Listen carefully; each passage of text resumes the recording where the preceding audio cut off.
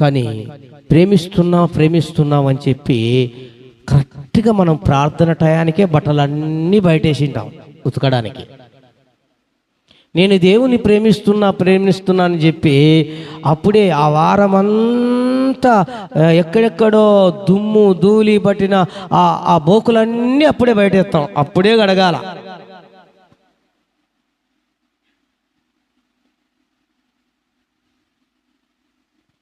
మరికొందరు ఉన్నారు, వారి కడుపుకే దేవుడు అన్నట్టుగా, కడిపే వారి దేవుడు అన్నట్లుగా బైబిల్లో ఉందిలేండి. కడిపే వారి దేవుడు అంటండి.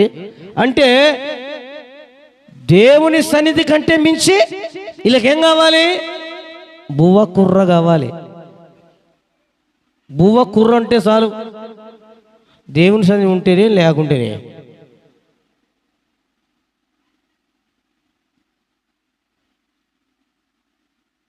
అన్నానికి కూడా చేసుకోవడానికి కూడా దేవుని సన్నిధికి వెళ్ళలేరు.